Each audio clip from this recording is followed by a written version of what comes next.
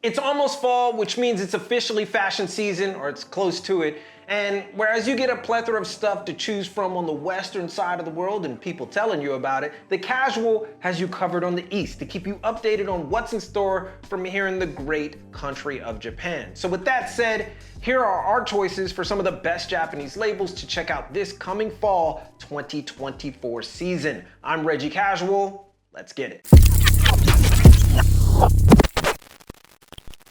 We gotta start with Beams Plus because, of course, as far as the typical contemporary fashion is concerned, Beams has always been a good choice, but this season's Beams Plus collections sees the upper tier of the Beams name set to go a bit more classic while still maintaining some semblance of the style du jour. This season is delivering some much needed variety in the pattern department. We got a robust eclectic mix that draws from a deep well of Americana and vintage inspired aesthetics with clear nods to utilitarian workwear, military influence, and an earthy outdoor lifestyle. Keep in mind though, this stuff isn't stuff that I would necessarily gravitate towards in my own wardrobe, so you know I'm being real when I say this is quite impressive. The collection is a masterclass in blending heritage with modern sensibilities. It's rooted in functional, durable clothing, yet it doesn't shy away from bold patterns, textures, and color contrast, which is great. The focus on layering and oversized silhouettes speaks to the audience of today while providing a bit of individuality and also familiarity.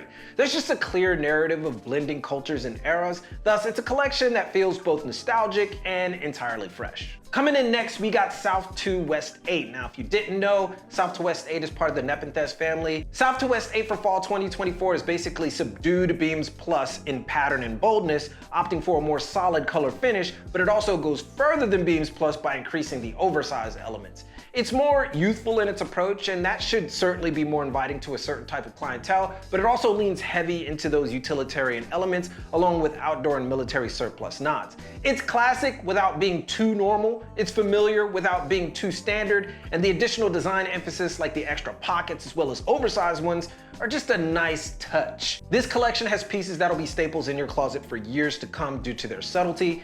I love it because it's like a snapshot in time of what the current trends are as far as silhouette, but it doesn't lean into them so heavy so as not to be timeless. And honestly, that's how it should be, right? That's like the goal, or at least that's where it seems the world is headed. I mean, who knows? That said, South to West 8 is clearly a winner in that category for the fall/winter 2024, and it seems one to look out for the foreseeable future, as it always is. For our designer selection, our first designer selection, we're going with the highly celebrated and anticipated Sacai. Admittedly, I'm a little biased here because Chitose Abe happens to be one of my favorite designers, probably my top 5 designers that I love. Not my top 5 favorite Japanese designers, my top 5 designers, period. So it might show a little bit. Basically, it comes to no surprise that her 2024 fall collection is yet another example of the greatness of DIY deconstruction-like design at its highest tier. We get the oversized silhouettes, fabric contrast, exaggerated elements, bold patterns. Basically, the whole toolbox of Sacai is on full display. Not to mention the bomber jackets, which honestly are just damn amazing. And while the oversized elements are on trend, leave it up to Abe to make it more sharp and traditional. Which again is just another example of her near perfect use of hybridization. I said it right that time. I could go on and gush over it a lot more, but what really makes this collection special is that it's clearly in the moment while also improving the moment. Abe essentially took what minimalism was doing and said, let's effing design again. Let's have fun with it. There's no use in going back to tailoring and not doing anything else with it.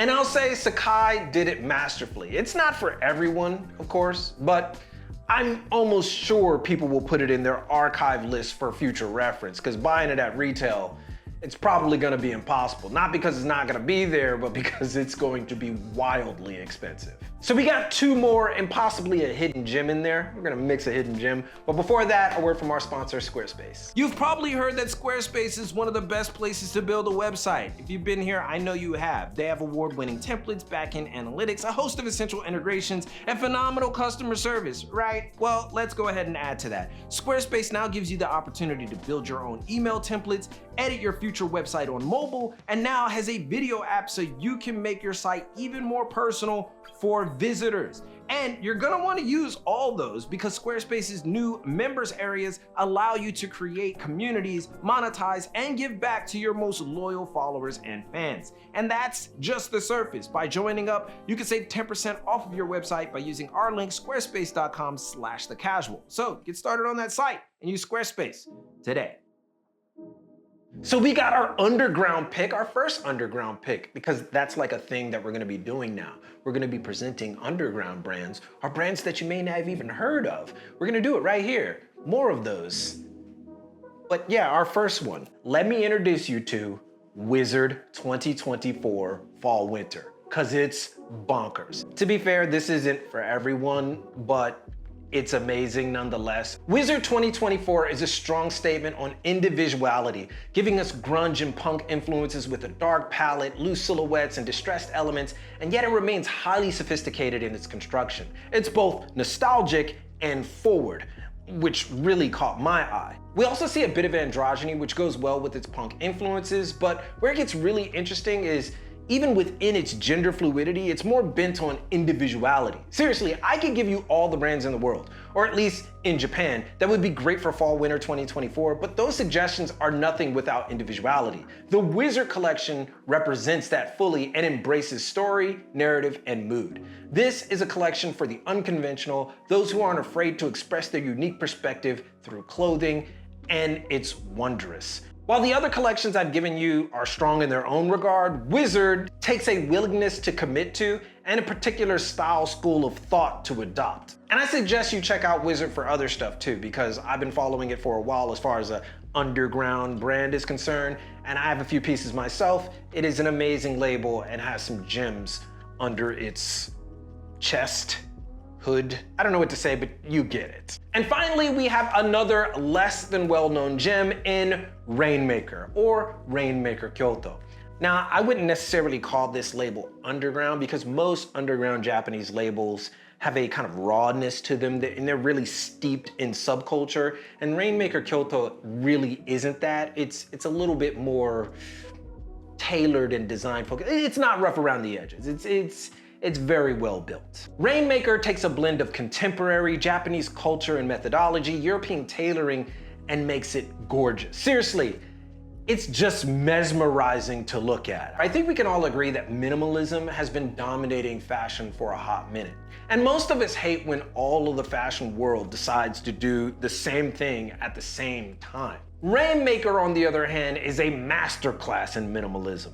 It basically says minimalism doesn't have to be boring. It can be incredibly impactful. With its fall collection, you're getting kind of the same elements that it always does, but just so you know, there's drape, layering and precision, a muted palette buttressed by textural variety. It has these relaxed yet structural fits that prevents them from feeling too casual. And full disclosure though, I've been following Rainmaker for a minute, and each collection I am blown away, mainly because it skirts away from the youthful aspects of today that honestly, I have grown out of. But it doesn't depart from what I want to achieve in style and purpose in fashion, and that is effortless fluidity and motion, and kind of like a semblance of elegance and sophistication.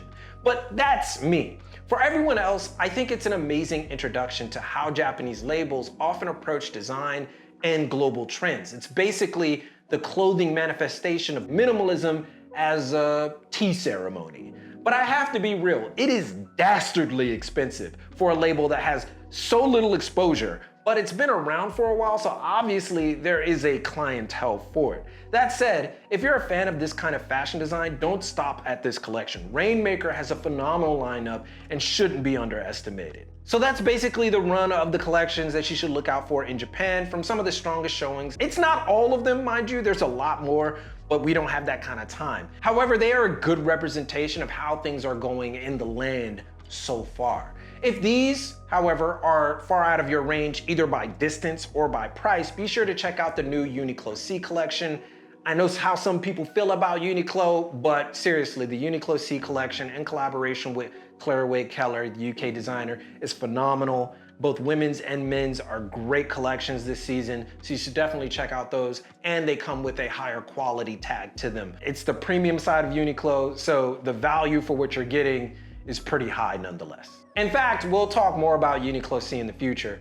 But for now, let me leave you with these and ask which of these collections piqued your interest so far, the ones that we talked about today. Let it be known in the comments. Join us on YouTube or Patreon for benefits and extras if you can. It helps us keep these lights on and things going here and serves you up bigger and better reviews and insights. At the very least, drop a sub, like, turn on notifications if you found this content valuable or entertaining to you, but most importantly, keep it locked right here for all of your info in international fashion culture and business from Tokyo. It's your boy, and keep it casual. Yoroshiku onegai shimasu, and I will see you guys in a minute.